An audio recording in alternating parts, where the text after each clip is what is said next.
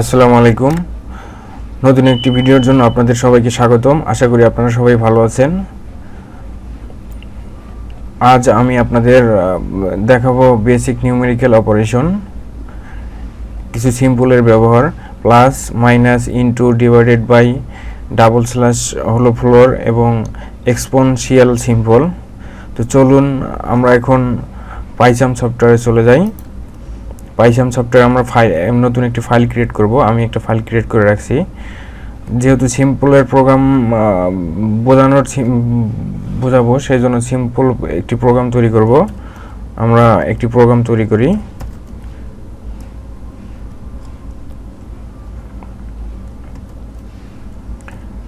বারো প্লাস 6। তো আমরা এটা কপি করি।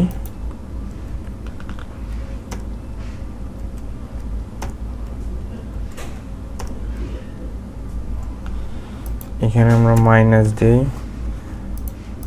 এখানে আমরা ইনটু দেই, এখানে আমরা ডিভাইডেড দেই।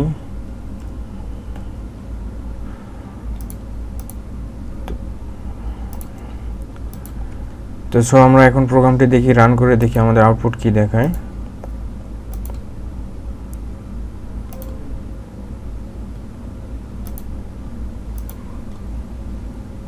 তো আমাদের আউটপুট রান দেখাচ্ছে 12 প্লাস 6 18, 6 মানে 72, 12 গুণন 72 এবং 2.0, এটি আমাদের আউটপুট দেখাচ্ছে। তো আমরা যা গত টিউটোরিয়ালে আমরা একটি ভেরিয়েবল নিয়ে কথা বলছিলাম। ভেরিয়েবল একটি ভেরি ইম্পর্টেন্ট টুল। ভেরিয়েবলের ব্যবহার আমরা নিশ্চয়ই জানি সবাই। তো আমরা এটি একটি ভেরিয়েবল আকারে প্রকাশ করি। তো সো আমাদের সব জায়গায় ভ্যালু চেঞ্জ করতে হবে না। তো আমরা একটি ভেরিয়েবল দিই a সমান 18 এবং b সমান 10। b সমান একটা ছোট একটা ক্যারেক্টার দিই। আচ্ছা, এখানে আমরা মান চেঞ্জ করে দিই।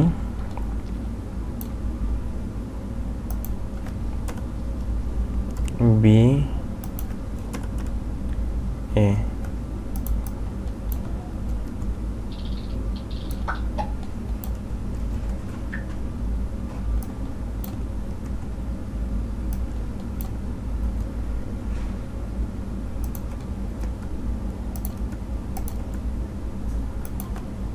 মাইনাস দেই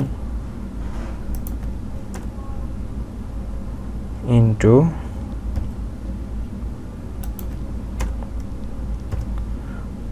তো আপনারা দেখতে পাচ্ছেন আমি এটি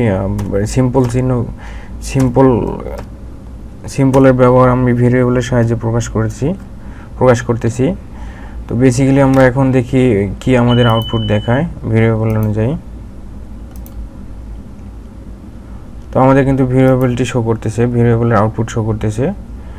তো আমি এটি জুম করে রাখছি, জুম করে বড় করছি, সেই জন্য এক ফার্স্ট পেজেই দেখাচ্ছে না। তো সো আমাদের ভেরিয়েবলের আকারে যে আপনি বারবার আপনাকে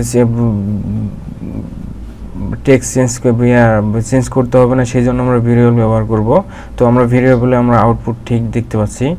তো আমাদের এখন আর দুটি সিম্পল ব্যবহার করার কথা ছিল। একটি হলো ফ্লোর, আরেকটা হলো এক্সপোনেনশিয়াল। তো আমরা এক্সপোনেনশিয়াল দেখি কিভাবে ব্যবহার করব। তো এক্সপোনেনশিয়াল আমরা প্রোগ্রামগুলো কেটে দেই। এক্সপোনেনশিয়াল, আচ্ছা, আমরা এখন ফ্লোরের ব্যবহার দেখব। ফ্লোরের ব্যবহার দেখব হলো আমরা এ ডাবল স্ল্যাশ বি।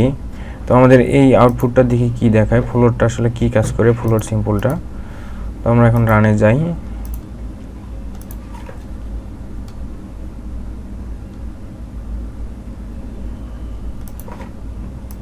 তো আমাদের এখানে প্রিন্ট দিতে হবে অবশ্যই।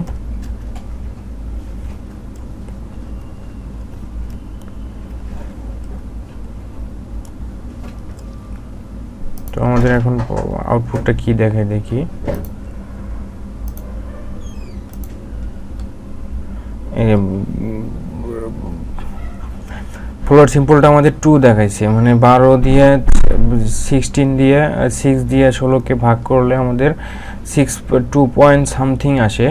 তো আমাদের এখানে 2 দেখাচ্ছে। আসলে ফ্লোর ফাংশনের কাজ হলো পয়েন্ট দেখাবে না। তো আমাদের এক্সটেনশনের কাজটি দেখি, এক্সটেনশন সিম্পল কীভাবে ব্যবহার করে। তো আমাদের এখন এক্সটেনশন দিই আমরা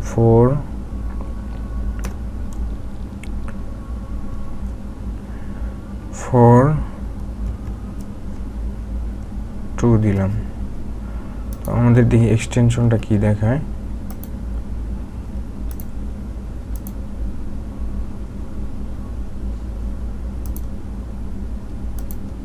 তো অবশ্যই প্রিন্ট দিতে হবে।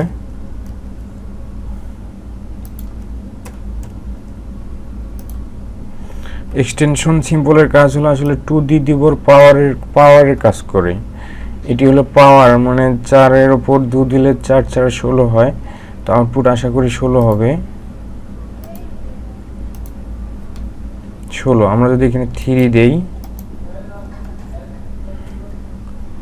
তাহলে দেখি কি রান করে।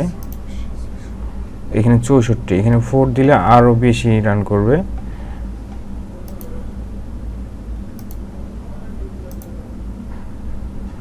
তো সব বন্ধুরা, আজকের টিউটোরিয়াল সিম্পলের ব্যবহার এ পর্যন্তই ছিল। তো আশা করি আপনারা সবাই সিম্পলের ব্যবহারগুলো বুঝতে পেরেছেন। তো আপনারা সবাই যারা এখনও আমার চ্যানেলটি সাবস্ক্রাইব করেননি অবশ্যই সাবস্ক্রাইব করবেন।